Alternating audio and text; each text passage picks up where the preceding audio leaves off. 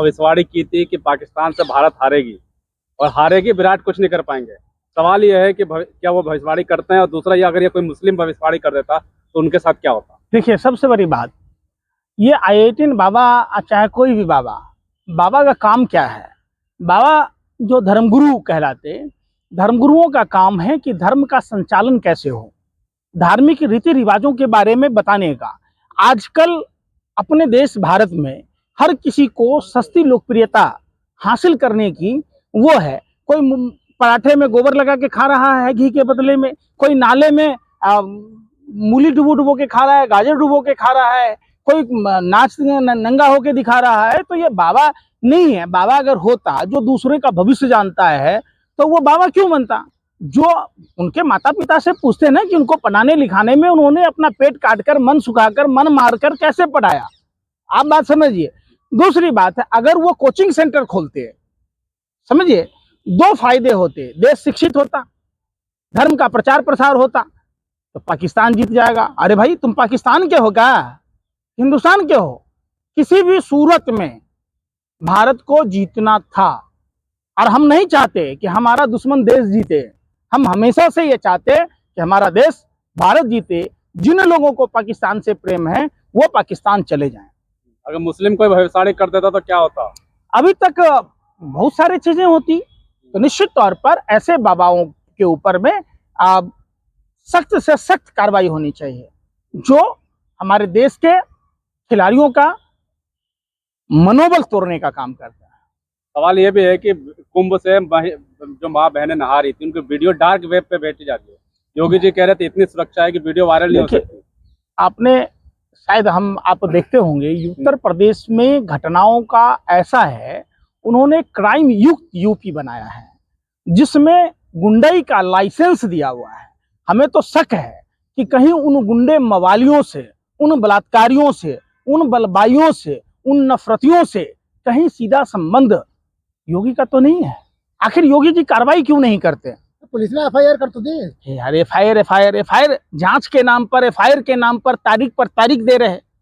ये आप समझिए, देश के बहुसंख्यक आबादी हिंदुओं का सबसे बड़ा महाकुंभ था, और जिस महाकुंभ में AI से मॉनिटरिंग करने की बात की जाती थी, जहां सुरक्षा चाक चौबंद की बात कही जाती थी, वहां स्त्रियों के, माँ बहन बेटियों के कपड़े बदलने का, स्नान करने का वीडियो वायरल हो रहा है। और ये सरकार इतनी निकम्मी है, सरकार को पता नहीं चल पा रहा है।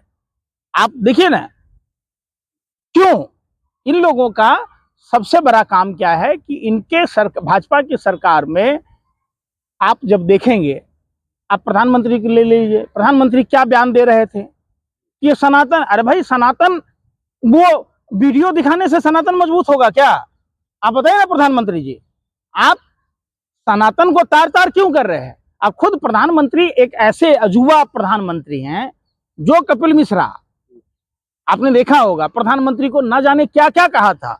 हमने तो कभी नपुंसक नहीं बोला। किसने बोला? कपिल मिश्रा ने। तो क्या ऐसी क्या मजबूरी थी कि प्रधानमंत्री को कपिल मिश्रा से समझौता करना पड़ा और उस उदंड कपिल मिश्रा को कानून मंत्री बनाना पड़ा? क्या प्रधानमंत्री की CD उनके पास थी, जो वो विधानसभा में कहा करते थे?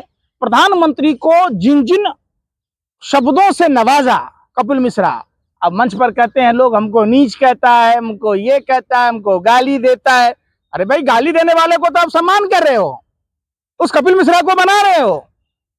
आपने देखिए भारतीय जनता पार्टी में क्या है, जो जितना बड़ा लुच्चा उतना बड़ा ऊंचा। अरे प्रधानमंत्री जी बागेश्वर बाबा की तारीफ कर रहे, धीरेन्द्र शास्त्री कह रहे हैं सबसे बढ़िया आदमी है। भाई सुन नहीं रहे आप? ये सरकारी एजेंट हैं, समझिए। जितने ये साधु संत हैं जो राजनीतिक महत्वाकांक्षा रखते हैं, जो अपने लिए सुरक्षा लेते हैं, ये सरकारी एजेंट हैं। वो तो धर्म का नाम इसलिए बोलते हैं ना कि लोग महंगाई पर बात ना करें, कोई चाइना पर बात ना करे। क्योंकि आप जैसे मीडिया के पत्रकारों को भी खरीद रखा है। 628 गांव चाइना ने बसा लिए, आपने उस पर चर्चा नहीं की। 68 किलोमीटर लगभग सड़कें बना ली, उस पर चर्चा नहीं की। रुपया डॉलर की बात हुई तब चर्चा नहीं कर रहे। 2 नए प्रांत बना लिए। यहाँ की चाइना ने हमारी जमीनों को हथिया कर वहां बख्तरबंद हथियार सामग्री रख रहा, उस पर चर्चा नहीं कर रहे। आपको चर्चा जहां करना है, समझिए, हिंदू मुसलमान, उर्दू, हिंदू, मुसलमान, पाकिस्तान, ये कहने से हमारी सरहद की सुरक्षा नहीं होगी। इससे हमारे देश के युवा बेरोजगारों को नौकरियां नहीं मिलेगी। प्रधानमंत्री का था ना गारंटी, 2 करोड़ युवाओं को रोजगार देंगे, मिला क्या? प्रधानमंत्री की गारंटी थी कि हर सांसद 5 गांव आदर्श बनाएगा। कभी आपने उस पर चर्चा की, तहकीकात की? खुद भाजपा के मंत्री, आप बिहार में देख लीजिए, बिहार में चुनाव है, प्रधानमंत्री आज बिहार में है, तो प्रधानमंत्री जी बताइए ना, बिहार को स्पेशल स्टेट क्यों नहीं देते दर्जा? क्यों नहीं देते प्रधानमंत्री जी? जहाँ आज तक का मामला होता है वहाँ भी सवाल उठाते हैं आप लोग। यार सुन ही नहीं रहे ना, कोई इतना माने रिश्वतखोर मत बनो ना, इतनी दलाली नहीं करो। हम क्या कह रहे हैं, प्रधानमंत्री जी पटना गए थे तो बोले थे पटना विश्वविद्यालय को केंद्रीय विश्वविद्यालय का दर्जा देंगे। प्रधानमंत्री की सहयोगी पार्टी 20 साल से सत्ता में है, लगभग 20 साल होने को है, समान पार्टी के लोग हैं। कभी आपने सुना कि बिहार में 24 नदियों में पानी नहीं है, मरुस्थल में तब्दील हो जाएगा? कम से कम बाढ़ और सुखाड़ पर तो नियंत्रण की बात कहते। भाई भाई में बंटवारा होता है, सोचिए आप कितने भाई हो आप, आपके भाई में बंटवारा होता है। अगर किसी को मकान मिला, किसी को दुकान मिला, तो एक भाई को खाली जमीन दे दोगे, उसको कंपनसेशन नहीं दोगे? तो भाई हमारे से जब उड़ीसा अलग हुआ, झारखंड अलग हुआ, हमको कंपनसेशन के नाम पर मिला क्या? आप बताओ ना। जो केंद्र की योजनाएं हैं वो बिहार को क्या मिला? आप गिरिराज सिंह को तो सुनते होंगे, कितना नफरती बात बोलता है। एक टेक्सटाइल पार्क नहीं दे पाया जो आदमी, वो निकम्मा बड़ी बड़ी बातें करता है। बताओ बताओ ना, क्यों नहीं बता रहे? वीरेंद्र शास्त्री एकता की बात करते हैं, मोदी जी कह रहे हैं देश में यार एकता फिर एकता, फैलाते हैं। मैं क्या कह रहा हूं, देश एक था, एक है, एक रहेगा। जब भी देश एक था तब ना हम गोरे अंग्रेजों को भगा पाए। अगर देश इसी भाजपा के उस पर रहता तो देश आजाद ही नहीं होता। आप उस आदमी की बात कह रहे, उस पार्टी की बात कह रहे, उस संगठन की बात कह रहे जो हमेशा से कभी ब्रिटेन से पैसा खाता था, कभी अमेरिका से खाता था। नेहरू सरकार को गिराने के लिए आरएसएस अमेरिका से लेता था। खुद ट्रंप ने तीसरे दिन ये क्लियर किया। और क्या हमारा मत प्रतिशत बढ़ाओगे आप? अमेरिका मत प्रतिशत बढ़ाएगा? वो 21 मिलियन डॉलर कहाँ है, क्या है बताओ ना। तो एनजीओ खा रहे हैं, सरकार यार थोड़ी सोई खा रही भाई है। बात, ऐसे एनजीओ पर प्रतिबंध लगना चाहिए। वो एनजीओ का मालिक कौन कौन है, उसके डायरेक्टर? अमेरिका तय करेगा कि हमारे यहाँ वोट प्रतिशत बढ़ेगा कि घटेगा? आप बताओ ना। आपने इंदिरा गांधी जी की सरकार के समय फंडिंग किया, सब लोग लिए। ये लोग आज से नहीं, देखिए आरएसएस का ना अपना खाता है, ना रजिस्ट्रेशन है, इतना बड़ा कार्यालय कहां से बन गया? ये सब अमेरिका विदेशी साजिशें हैं जो हमेशा आरएसएस आजादी से पहले भी, आजादी के बाद भी देश को बर्बाद करने में तुला है। इसीलिए ना सरदार पटेल ने बैन लगाया था आरएसएस पर। क्यों लगाया था?